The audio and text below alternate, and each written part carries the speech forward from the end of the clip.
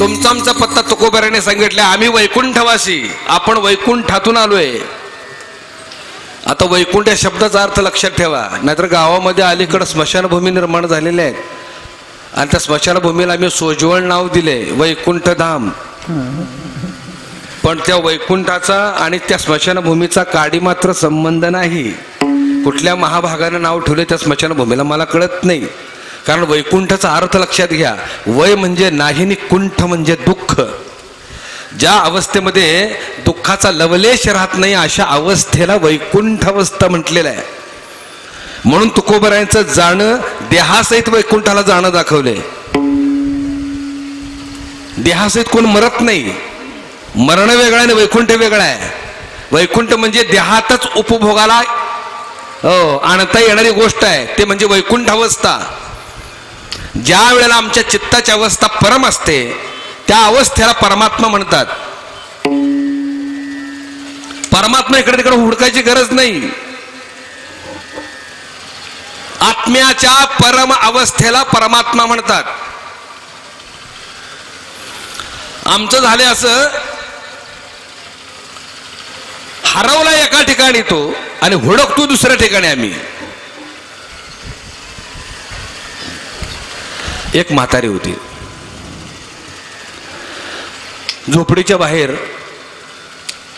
10 bye 10चं अंगण होतं. झोपडी होती छोटीशी, झोपडीच्या बाहेर 10 बाय 10चं अंगण होतं आणि त्या अंगणात ती सुई शोधत होती, हरवलेली सुई.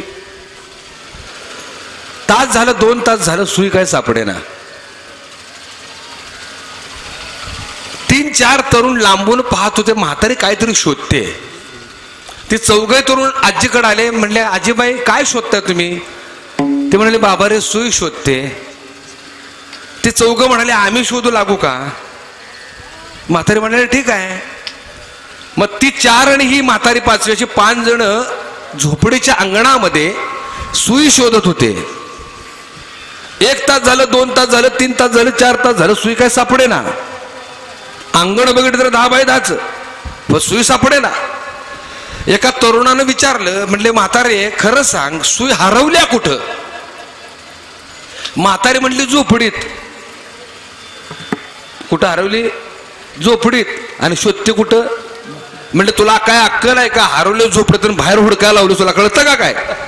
म्हातारीने इतकं सुंदर उत्तर दिलं. म्हातारी म्हणाले बाबा रे बुजुर्गांनी सांगून ठेवले हरवलेली वस्तू उजेडात सापडते, म्हणून मी बाहेर हुडकायला आले. ही गोष्ट झाली म्हातारीची, पण वस्तुस्थिती आपली आहे. आमचंही तसंच झालंय. काय झालंय आमचं? वस्तू हरवली या झोपडीत, अरे हुडकतो आम्ही बाहेर, सापडेल का? सापडणार नाही. तुम्हा मला बी सवय लागलेली आहे, हरवलेली वस्तू उजेडात दिसते म्हणून आम्ही बाहेर जातोय का? आत अंधार ठासून भरलाय. आत म्हणजे अंधार ठासून भरलेला आहे. कशाचा अंधार आहे? अविद्येचा अंधार. कशाचा आहे? अहंकाराचा अंधार. कशाचा आहे? स्वस्वरूपाचा अंधार. कळतच नाही. स्वस्वरूपाबद्दल अज्ञान आहे. हो, आत्म्याबद्दल अज्ञान आहे, त्याला अंधार म्हटलेला आहे. आणि तोच अज्ञानाचा अहंकार तुम्हा मला नडतोय. आत आपण भेटेना. का भेटेना? आतला अंधार दूर करणारा कोण आलेला नाही. नामदेव आपल्या अभंगात गोड सांगतात, आतला अंधार जर बाजूला करायचा असेल तर कोणाला शरण जावं? बाबा अहंकार निशी घनदाट, बाबा अहंकार निशी घनदाट,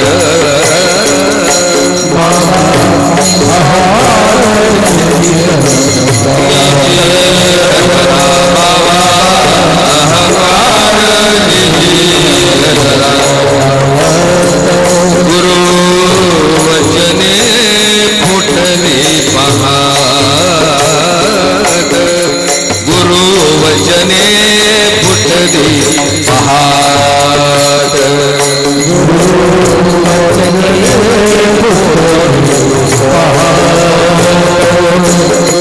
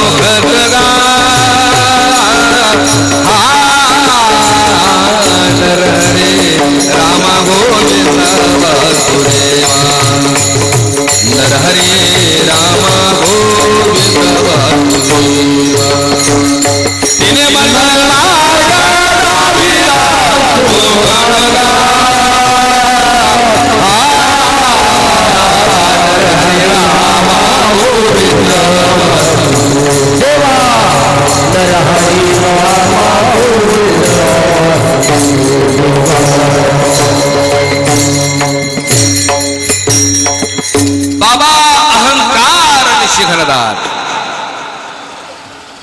निशी म्हणजे रात्र. कशाची रात्र? अहंकाराची. आणि ती कशी आहे? घनदाट आहे. आतमध्ये अहंकार ठासून भरल्यामुळे मी आणि ममत्व जाईनामुळं, लक्षात आलं का, स्वरूपाबद्दलचं अज्ञान अंधकार वाढत गेला आणि माझ्या पलीकडे कोणच दिसेना. मी आणि घराघरात आहेत बरं. अहंकारी घराघरात आहेत. अहंकाराची दुसरी एक व्याख्या, ज्याच्या काकत मांजरे आहेत का नाही, तो अहंकार. मांजऱ्या माहिती आहे का? मांजरा नावाचा रोग आहे. हिते गाठ असते, हिते गाठ असते, कायम असं चालत असतो बघा. आणि गाठी उठल्यावर राजकारणातले आहेत, कायम असं. अगदी लहान पोरापासून म्हाताऱ्यापर्यंत आहेत. कोणाला संपत्तीचा अहंकार आहे, कोणाला विद्येचा अहंकार आहे, कोणाला व्यापाराचा अहंकार आहे, कोणाला शिक्षणाचा अहंकार आहे, कोणाला सौंदर्याचा अहंकार आहे. पण काय ना काहीतरी अहंकार आहेच. आणि त्या अहंकारापुढं स्वरूप लपलं. मी कोण आहे, कुठून आलो, माझं कर्तव्य काय, माझा अधिकार काय, हेच कळायला तयार नाही. आणि जोपर्यंत तो अहंकार दूर होत नाही तोपर्यंत सुखाचं वार आमच्या आयुष्यात येत नाही. लक्षात ठेवा. माझं बोलणं कळलं का? जरा कोणी चुकीचं बोललं, जरा कोणी वाईट वंगळ बोललं, जरा कोणी शिवीगाळ केली की आतनं पेटते बघा. का पेटते माहितीये का? अहंकार नावाचा दारुगोळा ठासून भरलाय. लक्षात ठेवा.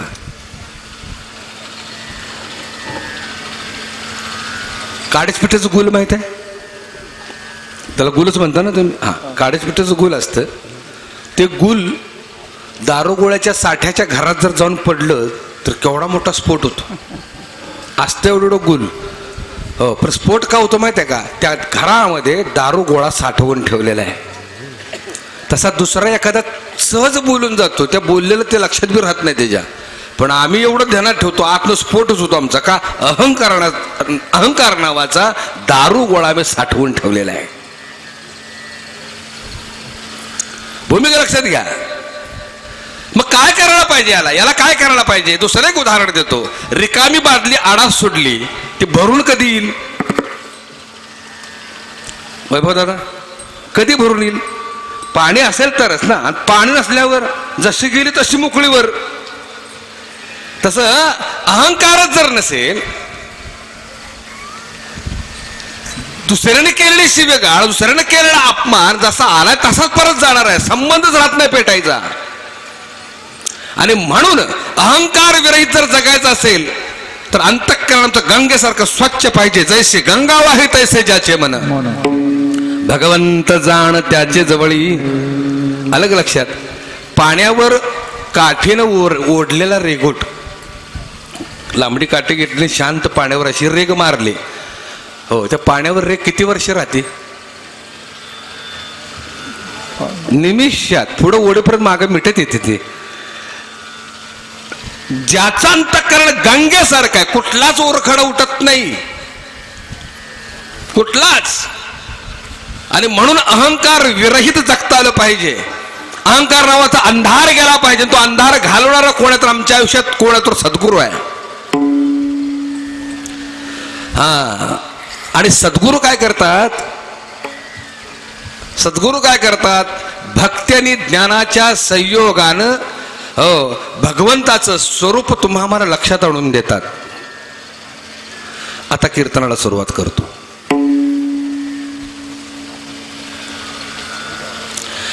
भक्ती आणि ज्ञानाच्या संयोगानं भगवंताचा जन्म होणं म्हणजे काय?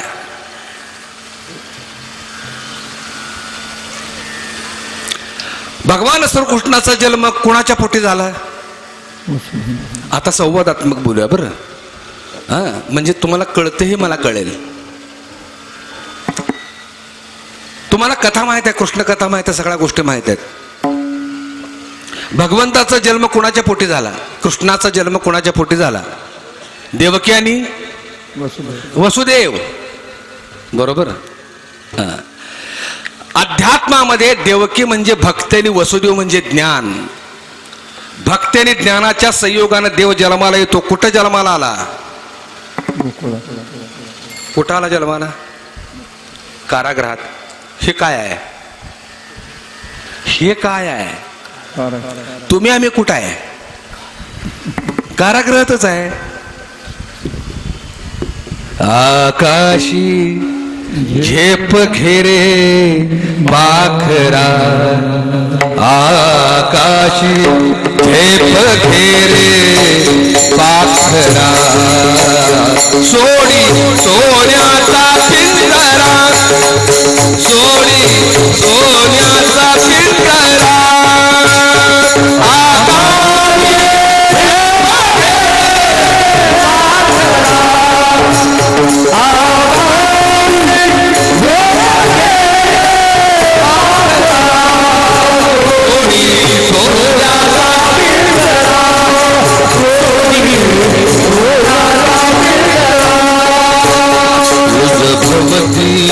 वैभव माया फळरसाळ मिळते खाया, तुझ भवती वैभव माया फळरसाळ मिळते खाया, सुख लोलुप झाली काया, तुझ आळवितो हा कैसा उंबरा, सोनी सोन्याचा पिंजरा, सोनी सोन्याचा पिंजरा, सोनी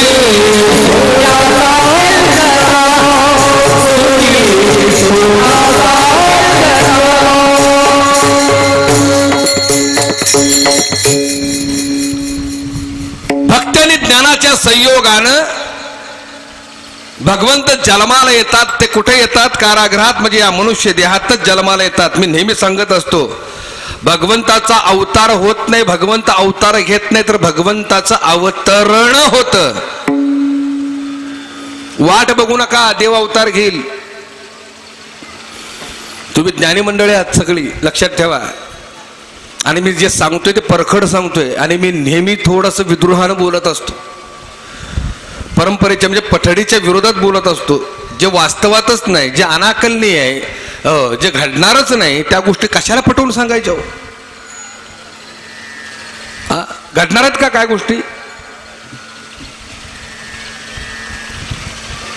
आम्ही कथेत अडकून पडलो, पण कथे पाठीमागचा सिद्धांत आमच्या लक्षात येईना. भूमिका समजून घ्या. का?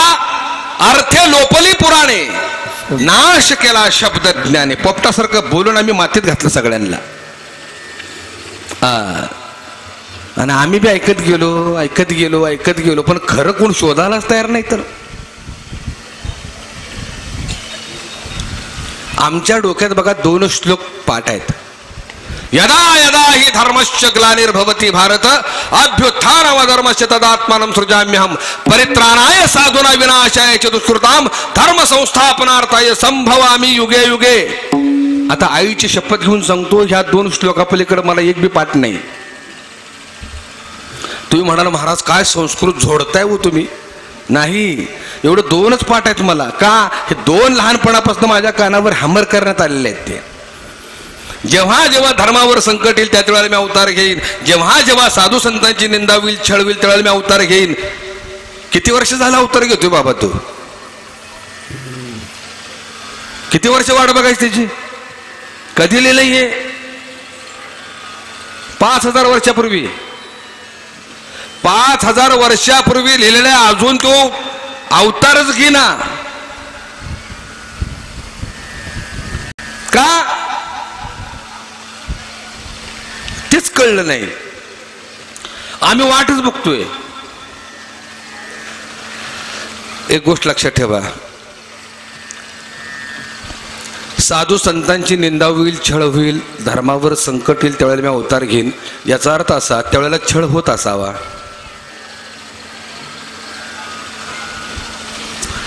5000 वर्षापूर्वी चुकीची कामं होत नव्हती. पांडवांनी त्या जुगारात आपल्या बायकोला लावली. कळते का? पटते का? हे पांडवाने जुगारामध्ये आपल्या बायकोला लावली, हे कुठलं धर्मात बसते? त्यावेळेला का संपवलं नाही? महाभारत का घडलं? तिथं थांबवायला पाहिजे होतं, का घडलं? एक गोष्ट लक्षात ठेवा, महाभारत असेल, रामायण असेल, हे तुम्हा मला दैनंदिन जीवनामध्ये कुठं उपयोगात आणावं त्यासाठी आहे ती. रामायण हे मर्यादा शिकवतं. पुरुषानं मनुष्य जन्मात जो आलाय त्यानं मर्यादेत कसं राहावं हे रामायण शिकवतं. आणि प्रसंगी ज्यावेळेला आमच्या कुटुंबावर, आमच्या प्रपंचावर संकट आल्यानंतर मर्यादा कशी तोडावी हे महाभारत शिकवतं. ह्या दोन गोष्टीसाठी हे रामायण महाभारत आहे. आणि आध्यात्मिक गोष्ट तर खूप मोठी आहे. दशरथाच्या पोटी प्रभू रामचंद्राचा जन्म झाला. दशरथ कोण आहे? अयोध्येचा राजा नाही, या अयोध्या नगरीचा राजा आहे तो. या अयोध्या नगरीचा 5 कर्मेंद्रिय आणि 5 ज्ञानेंद्रिय असलेला 10 इंद्रियाचा रथ म्हणजे दशरथ. त्याच्या पोटी म्हणजे त्याला 3 पत्नी आहेत, कौशल्या, सुमित्रा आणि कैकेयी. अध्यात्मातले कोण आहेत त्या? इच्छा, कल्पना आणि वासना. प्रभू रामचंद्र भगवंत इच्छेने जन्म घेतो म्हणून कौशल्याच्या पोटी जन्म दाखवला. कल्पनेच्या पोटी लक्ष आणि मनाचा जन्म म्हणून लक्ष्मणाचा जन्म सुमित्रेच्या पोटी दाखवला. कैकेयी कोण आहे? वासना आहे. आणि त्या वासनेच्या पोटी जन्म आणि मृत्यू जन्म घेतात. जन्म घेणे लागे वासनेच्या संगे, आणि मृत्यू कोणामुळे येतो? वासनेच्या इच्छे म्हणून, वासनेच्या बळामुळेच मृत्यूला जीव पावत असतो. भरत म्हणजे मृत्यू, हो. क्षत्रय गुण म्हणजे षडविकार आणि 3 गुण. हे कशाला नटलेलं आहे? कुणाच्या पोटी ते जन्म घेतात? हा अध्यात्म आहे. पण झाला घोटाळा सगळा. आम्ही कथागार मंडळी फक्त गोष्टी सांगितल्या, पण अध्यात्म कोण सांगायला तयार नाही. वाल्याचा वाल्मिक कसा झाला हे कळायला तयार नाही. वाल्मिकानं रामायण का लिहिलं हेही कळायला तयार नाही. आम्ही मात्र गोष्टी सांगत आलो, कथा सांगत आलो, चरित्र सांगत आलो, पण चरित्र पाठीमागचा अर्थच कोण सांगायला तयार नाही. म्हणून तुकोबरा पोट तरीके सांगतात, अर्थे लोपली पुराणे, नाश केला शब्द ज्ञाने. शब्द पंडित्याने वाट लावून टाकली. आणि हे विषय लोभी म्हणे साधने बुडविली.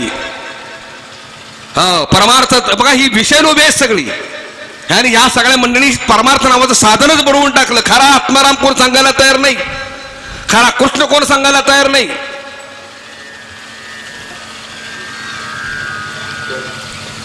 गोकुळात त्याचा जन्म म्हणजे काय? गो म्हणजे शरीर, कुळ म्हणजे इंद्रिय. वैभव दादा, 7000 वर्षापूर्वीचं पुस्तक चायना देशात सापडलं. 7000 वर्षापूर्वीच. त्या पुस्तकात काय लिहिलं होतं माहिती आहे का तुम्हाला? चोरी करणं पाप आहे, भ्रष्टाचार करणं पाप आहे, लबाडी करणं पाप आहे, वेश्यागमन करणं पाप आहे, परस्त्रीकडे वाईट नजरेनं पाहणं पाप आहे. हे किती 1000 वर्षापूर्वी लिहिलं होतं? 7000. म्हणजे 7000 वर्षापूर्वी घडत असावं. घडल्याशिवाय तर काय लिहिले? म्हणजे आरती 7000 वर्षापूर्वी घडत होतं. आता घडते का नाही? बोला, घडतंय ना? आणि पुढे घडणार आहे का नाही? घडणार आहे. मग तो कधी येणार? त्याची वाट बघतोय आम्ही. यदा यदा हि धर्मस्य. कधी येणार? येणार नाही. आणि एक गोष्ट लक्षात ठेवा, धर्माच्या रक्षणासाठी जर त्याला उत्तर घ्यावं लागत असेल तर तो धर्म कसला? कारण आम्ही धर्म ओळखला नाही. धर्माला आम्ही वेगळे रंग दिले. कोणी भगवा दिला, कोणी हिरवा दिला, कोणी निळा दिला, कोणी पांढरा दिला. रंगात अडकून ठेवलं धर्माला आम्ही. ठराविक संप्रदायापुरतं, ठराविक टोळीपुरतं धर्म आम्ही मानू लागलो. पण खरा धर्माची व्याख्या मला कळाली नाही. धर्म हा स्थायी भाव आहे या सृष्टीचा. आजचं कीर्तन थोडं वेगळं आहे. काय मंडळी म्हणतील, बरं झालं महाराज कृष्णाच्या बाललीला सांगा, जरा आम्हाला हसवा खेळवा. नाही का, जरा चुटकुले सांगा, विनोद सांगा, सासू सून सांगा, बेवड्याच्या गोष्टी सांगा, नाही का. हेच आज मिळणार नाही ऐकायला. कदाचित तुम्हाला पश्चाताप होईल, ह्या महाराजाला बोलवून चूक केली आम्ही. पण आज जे ऐकायला मिळेल ना ते वेगळंच ऐकायला मिळणार आहे आणि सत्य ऐकायला मिळणार आहे. खोटं काहीच नाही. आम्ही कीर्तन म्हटलं, काल्याचं कीर्तन म्हटलं की कृष्णाच्या बाललेला, बायकांच्या खोड्या काढणं, पदर वडणं, माठ फोडणं, बायकांचे कपडे घेऊन झाडावर बसणं, एवढाच आम्ही कृष्ण मांडला. पण सत्य कृष्ण मांडायलाच कोण तयार नाही. एक गोष्ट सांगू, कीर्तन हे अनुभव संपन्न असावं आणि कीर्तन सांगत असताना ज्या भगवंताचं वर्णन करतो त्या भगवंताचा किमान अंश तरी त्याच्याजवळ असावा. किमान अंश. परिपूर्ण मी म्हणतच नाही, कारण भगवान हा 16 कला निपुण आहे, परिपूर्ण आहे तो. त्या परिपूर्णाला प्राप्त करण्यासाठी आपण परिपूर्ण असलं पाहिजे. पण मी म्हणतो राहू दे परिपूर्ण, किमान अंशिक तरी भाग आपल्याजवळ असला पाहिजे, तरच तो कळेल. गोंदवलेकर महाराजांच्या पाठीमागं एक जण वहीर पेन घेऊन कायम जेवायला बसले माग, झोपायला गेले माग, प्रातर्विद्याला गेले माग, 4 माणसात शिष्यात फिरायला गेले किंवा माग. बाबा आहेच म्हणजे बसूनच दिला गोंदवलेकर महाराजांना. गोंदवलेकर महाराज त्याला एकदा वैतागून विचार, बाबा तू काय करतोस काय माझ्या मागे येऊन येऊन. तर ते मला म्हणले, महाराज मला तुमचं चरित्र लिहायचं आहे म्हणून मी तुमच्या मागणं येतोय.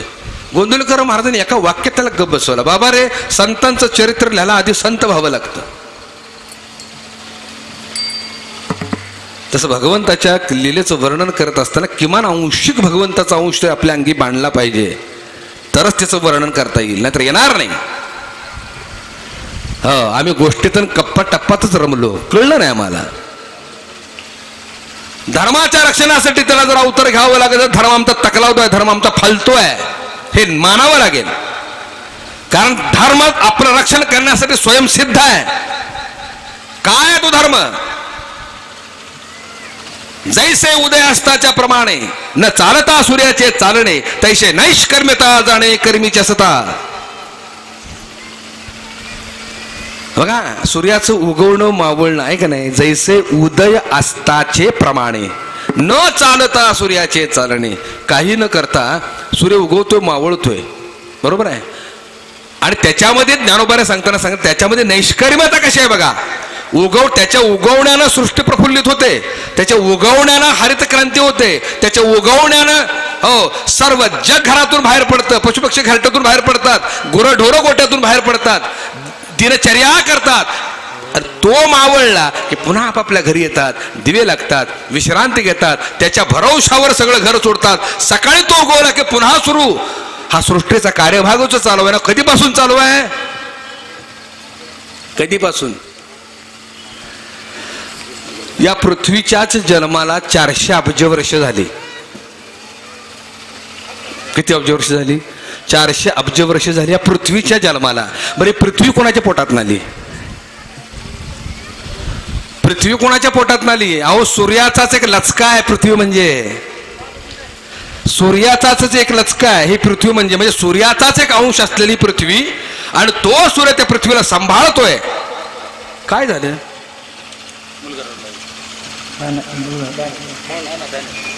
सगळीच काय बघताय तिकडं, मला विशेष वाटते. कमाल झाली. म्हणजे बघा, आता एवढ्या पोटतिडकीनं सांगतो तुम्हाला मी, लगेच डायव्हर्ट होता तुम्ही. बघा, अजून डायव्हर्ट व्हायचं चालले.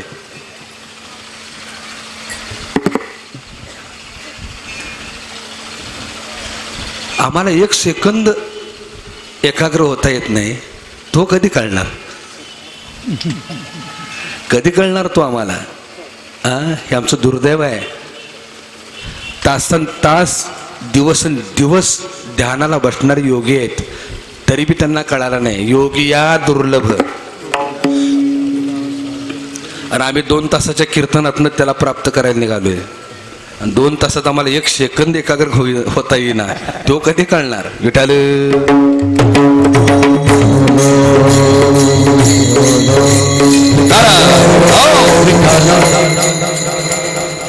ज्ञानोबरायांनी सूर्याचा धर्म आधी उपभोगायला सांगितला, अनुभवायला सांगितलेला आहे. जो जे वांछिल तो ते लाहो. भगवंता जे जे पाहिजे ते ते दे मागणाराला, पण कधी दे माहितीये का? आधी त्यांनी विश्व स्वधर्म सूर्य पाहू. आधी त्याने काय करायला पाहिजे? विश्व स्वधर्म, म्हणजे ज्या सूर्यामुळे सृष्टी प्रफुल्लित होते असा शक्तिमान तो सूर्य, त्याचं उगवणं आणि मावळणं फक्त भगवंताच्या आज्ञेसाठी आहे. मी चालविल्या सूर्य चाले, मी बोलविल्या वेदू बोले. भगवंताच्या आज्ञेसाठी म्हणून तो उगवतोय, मावळतोय. पण उगवणं मावळणं पण नैष्कर्म्यता किती आहे बघा. हे मी करतच नाही. एवढं असून देखील पाऊस कुणामुळे पडतोय? हो, कुणामुळे पडतोय पाऊस? सूर्यामुळं. मी सूर्याचे निवेशे तपे ते शोषे, पुन्हा इंद्र होऊन वर्षे जीवा लागी. भूमिका समजून घ्या. सूर्य समुद्राला तापवतो, समुद्राची वाफ तयार होते, त्या ढग रूपानं पुन्हा आपल्यावरून बरसतात. कुणाची कृपा आहे? त्याच्या एवढं सगळं असताना देखील त्याच्या कर्मामध्ये नैष्कर्म्यता आहे, त्याच्या कर्मामध्ये वैराग्य आहे, त्याच्या कर्मामध्ये विरक्ती आहे, त्याच्या कर्मामध्ये निष्कामता आहे. आणि या पद्धतीनं सूर्य जसा वागतो तसा त्या सूर्याच्या कृतीचा, सूर्याच्या धर्माचं पालन या सगळं जीवाने करावं. आणि मग देवा जो जे वांछेल तो त्याला हो. मेक मारून ठेवली हो ज्ञानोबानी, उगीच नाही, त्याने मेख मारून ठेवली. आधी तसं वागू दे आणि मग पाहिजे ते दे.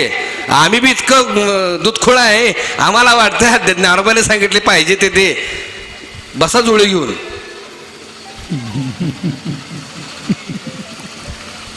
आणि गोट सांगू, परमार्थाकडे बघताना अशा नापाक दृष्टीने बघू नका. आम्ही देवाकडे कधी वळतो माहिती आहे का? आमच्या प्रपंचात काही चालं ना, हो, बायका पोराची पोटं सांभाळता येईना की मग आम्ही पताका घेतो ज्ञानोबा तुकाराम.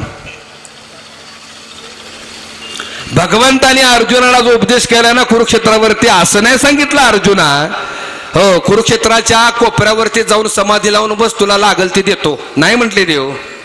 देवाने काय सांगितलं? अर्जुना उचल धनुष्यबाण आणि युद्धाला लाग. क्षत्रियाच्या वंशी जन्मावे तरी समरांगणी का भ्यावे, स्वामी काजी मरावे तरी पावावे माझे पद. कर्म केल्याशिवाय, नुसतं कर्म नव्हे तर कौशल्यपूर्ण कर्म केल्याशिवाय तुझा योग साध्य होणार नाही. योग हा कर्म सुकौशलम. अर्थ कळला का? त्यामुळं धर्म धर्म म्हणजे काय हे समजून घ्यायला पाहिजे. उगवणं आणि मावळणं ते बी नैष्कर्म्यतेनं, या नाव धर्म. माणसाचा एकच धर्म आहे, जे मला आवडतं ते दुसऱ्याला द्यावं. मला काय आवडतं? प्रेम आवडतं. मला काय आवडते? सांत्वन आवडते. मला काय आवडतं? अडचणीच्या वेळेला कोणीतरी पाठीवरनं हात फिरवावा. मला काय आवडतं? ताणलेल्या वेळेला मला कोणीतरी पाणी द्यावं. मला काय आवडतं? भूक लागली की मला कोणीतरी 2 घास द्यावेत. मला काय आवडतं? संकटाच्या वेळेस मला कोणीतरी हात द्यावा. हे जे जे मला आवडतं ते ते दुसऱ्याला देणं, या नाव धर्म. मला धर्माची व्याख्या दुसरी येत नाही बरं, हो. आणि मी शब्द पंडित बी नाही, खरं सांगतो, आहे वस्तुस्थिती सांगतो. शब्द पंडित बी माझ्याकडे नाही, पण मला जे आवडते ते दुसऱ्याला द्यावं, या नाव मी धर्म म्हणतो. वृक्ष आपला धर्म सोडत नाही. झाड लावणारालाही झाड ते सावली देतं आणि तोडणारालाही ते सावली देतं. एक जण मोठं झाड तोडायला गेला, कुऱ्हाड घेऊन गेला, झाडावर चढला, हो, 10-12 फांद्या तोडल्या तोडल्या तोडल्या. दुपार झाली, ऊन झालं, कंटाळा आला, हो, ते बियाणं त्याच सावलीखाली बसले, त्याच झाडाच्या. दुपारची भाकरी सोडली, त्याच सावलीत बसून खाल्लं. लक्षात आलं का? हो, डबा बाजूला ठेवला, पुन्हा त्याच झाड उचलले, पुन्हा ते झाड तोडायला सुरुवात केली. झाडाची सावली किंवा झाड ते म्हटलं का हो कधी, मूर्खा, मलाच तोडतो सर, माझ्याच सावलीत बसताय, सर बरं बाजूला हो. का बरं? धर्म आहे म्हणून वेगळं धर्म मांडू नका हो. लक्षात आलं का? अर्थच नाही काय. धर्म फक्त पाखंड आहे. लक्षात आलं का? ज्याला ज्याला धर्म कळाला तो युद्ध करणार नाही. कारण आम्ही धर्माला वेगळं नाव दिले. रक्तरंजितपणा, भांडण, तंटा, मारामाऱ्या, खून, नाहीत का, हो, जाळपोळ, लुटालूट, दंगल, या नाव आम्ही धर्म दिलं. कोणाला आवडतं ते? कोणाला आवडतं? कोणालाच आवडत नाही. जे आवडत नाही त्या नावा मी धर्म जर देत असतो तर तो धर्म कसला? धर्म म्हणजे जीवाचं रक्षण करता आलं पाहिजे, त्याचा सांभाळ करता आला पाहिजे, या नाव धर्म आहे.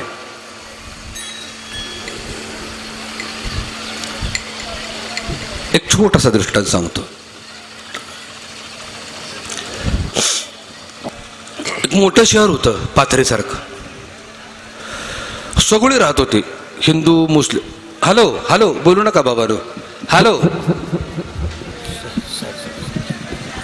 थोडं जरा हळून बोला.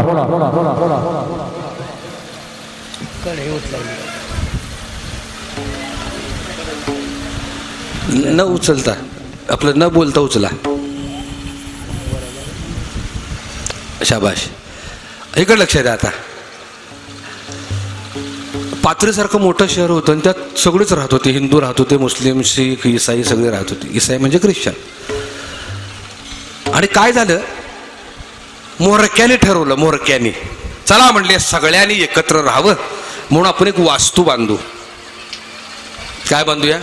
एक छान मोठी वास्तू बांधू म्हणून पुढाकार घेणाऱ्याने काय केलं माहिती आहे का? आलिशान मंदिर बांधलं, मोठ्याच्या मोठं मंदिर बांधलं. चला म्हटले सगळीच त्यामध्ये गुण्या गोविंदानं राहू. झालं काय माहिती आहे का दादा? हो, हिंदू सोडून त्या मंदिरात कोणी जाईनाच. का? हे आपलं नाही. म्हणजे भेद आला ना. अर म्हटले मंदिर बांधून उपयोग नाही, पाडा पाडा पाडा पाडा. मंदिर पाडलं आणि मस्जिद बांधली मस्त. संगमरवरी दगडाची मस्जिद बांधली, घुमट विमट मोठा तयार केला, 1000 लोक बसावी एवढं मोठं मस्जिद बांधलं. चला म्हणले सगळे गुण्या गोविंदानं राहू, मुस्लिम सोडून कोण जाईनाच. म्हटलं आपलं ते नाहीच, ते आमचं नाही. अर म्हणले घोटाळा झाला. चला म्हणले गुरुद्वारा बांधा. आलिशान गुरुद्वारा बांधलं विथ मखर. चला म्हणले आता सगळे त्यातून जाऊन त्या गुरुद्वारात राहू. शीख सोडून कोण जाईनाच, ते म्हणले आमचं नाहीच. सगळं पाडलं, चर्च बांधली, उंचच्या उंच देखणी चर्च बांधली. चला म्हणले आपण सगळे जाऊ आता. ख्रिश्चन सोडून त्या चर्चमध्ये कोण जाईनाच. म्हणजे ते आमचं नाही. मला सांगा, ज्याच्यासाठी ते उभं केलेलं आहे तिथंच द्वैत आहे ना, तिथंच भेद आहे का नाही? हे म्हणले जाऊ द्या, सगळंच जाऊ द्या. त्या सगळ्यांनी एक आलिशान हॉटेल बांधलं, सगळीच गेली. म्हणजे ज्या वेळेला मी विशिष्ट नाव देतो ना धर्म म्हणून, त्यावेळेला कोणी जात नाही, तिथं भेद तयार होतो. आणि ज्यावेळेला विशिष्ट धर्म बाजूला जातो त्यावेळेला मात्र सगळीच गुण्या गोविंदानं राहतात. का? धर्म ही व्याख्या नाहीये, धर्म हे अस्तित्व आहे. धर्म हा स्थायी भाव आहे. पाण्याचा जसा स्थायी भाव आहे. काय पाण्याचा स्थायी भाव आहे? नदी दोन्ही काठ भिजवत पुढे जाते, तहानेल्याला तृप्त करते. तृप्त करणं हा तिचा धर्म आहे. तो धर्म कधी ती सोडत नाही. भूमिका समजून घ्या. आणि या नाव धर्म आहे. आणि या धर्म बस वास्तवात असलेला जो मूळचा धर्म आहे, या स्थायी जो भाव आहे, त्यात बदल होऊ शकत नाही. मग कुठल्या धर्माचं रक्षणासाठी तो येणार आहे? काहीतरी गफलाय बाबा इथं. भूमिका समजून घ्या. आणि म्हणून वाट बघू नका, देव अवतार घेईल. देव अवतार घेणार नाही, मग या देहात या गोकुळात भगवंताचं अवतरण होईल. कुणाच्या माध्यमानं? वसुदेव आणि देवकीच्या म्हणजे भक्ती आणि ज्ञानाच्या संयोगानं या गोकुळामध्ये भगवान परमात्म्याचं अवतरण होईल. आणि एकदा अवतरण झालं की बाकीच्या गोष्टीची गरजच नाही. कारण प्रत्येक जण आपला धर्म सांभाळायला, प्रत्येक जण आपलं साधुत्व सांभाळायला सक्षम होतो. त्यासाठी त्याचा अवतरण व्हावं लागतं. आणि कुठं अवतरण व्हावं लागतं? या गोकुळात. विठ्ठल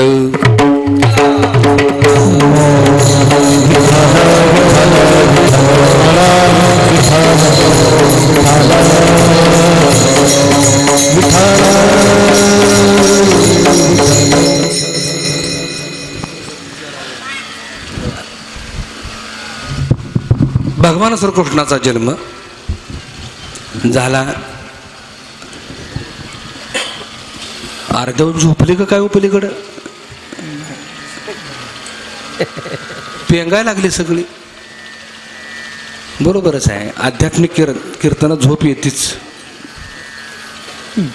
आध्यात्मिक कीर्तनात देव जन्माला येतो आणि देव जन्माला आला की झोपत्यातच सगळी. लय आणि विक्षेप ह्या दोन गोष्टी येतातच.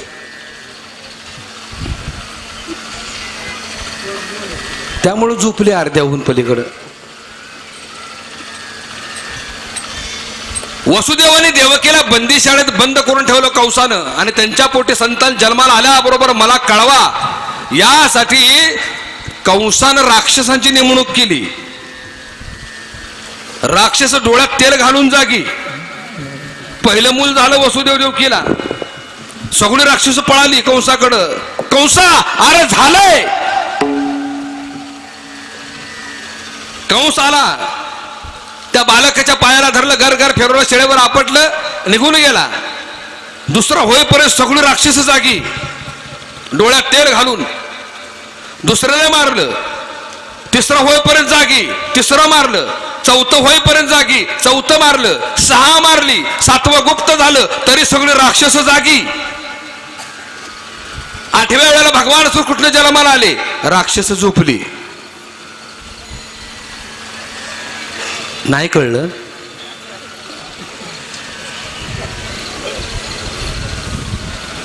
कळलं का नाही? झोपलेला कसं कळेल?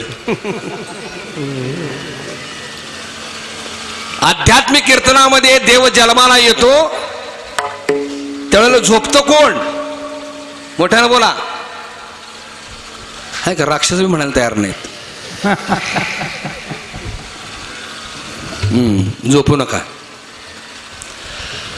गोकुळातली सगळी मारली व कंसानं. भगवान श्रीकृष्ण अष्टमीला जन्माला आले. कधी?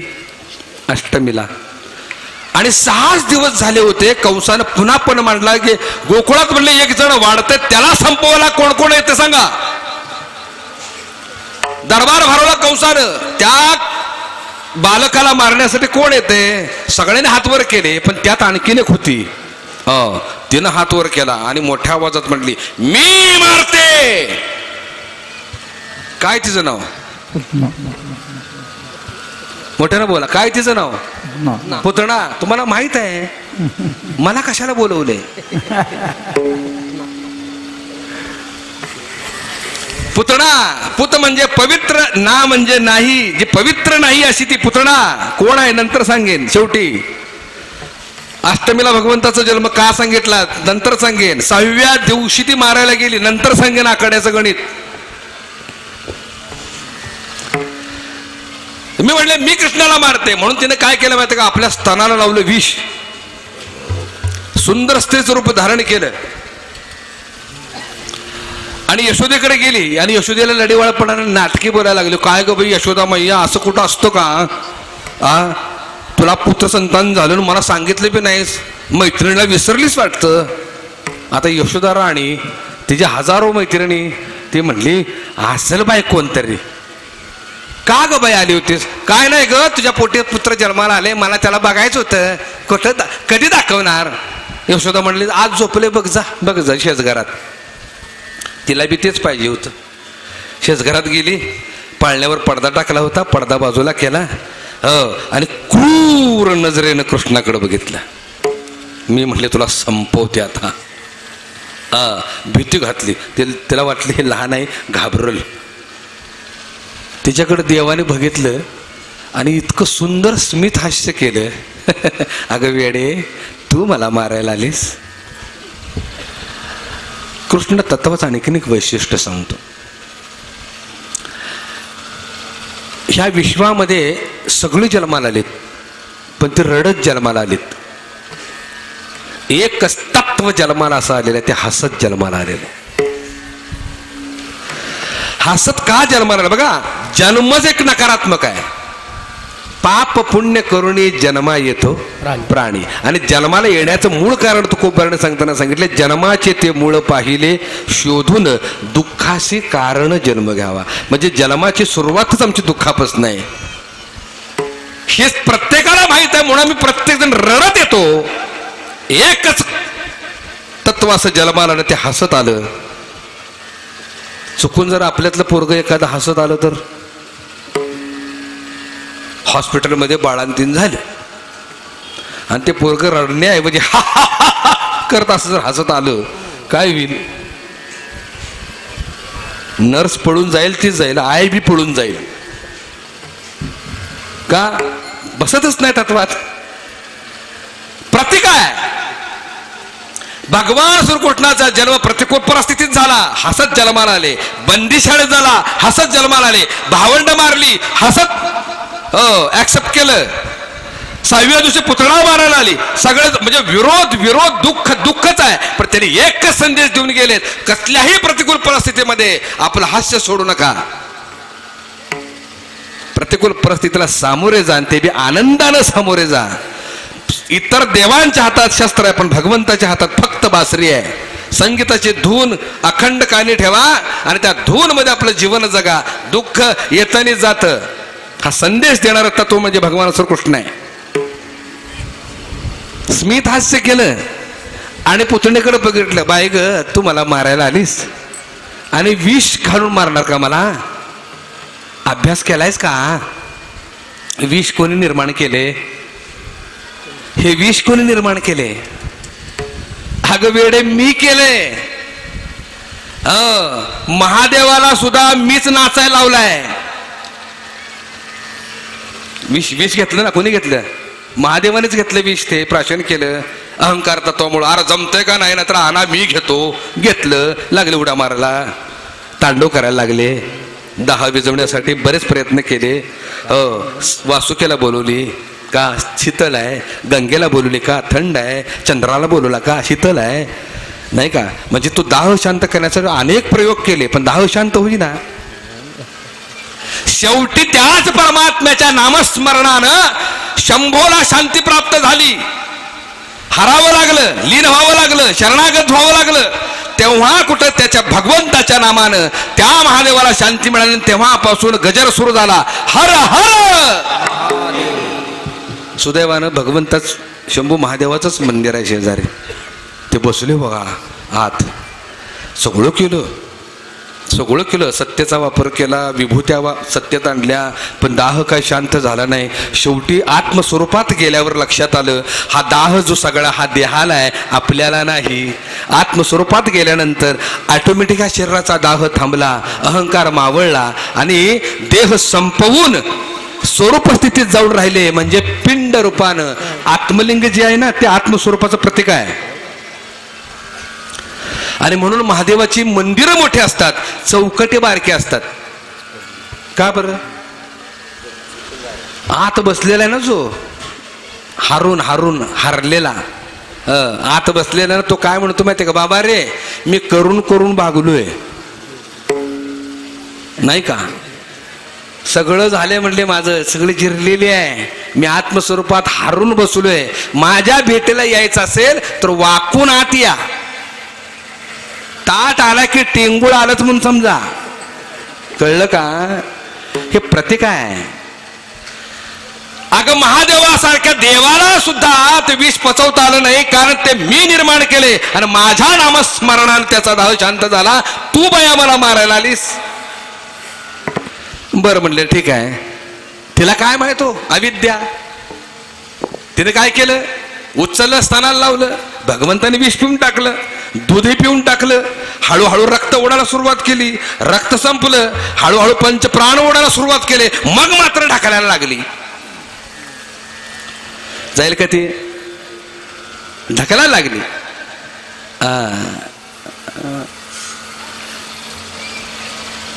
देव जे चिकटले होते ना बघा,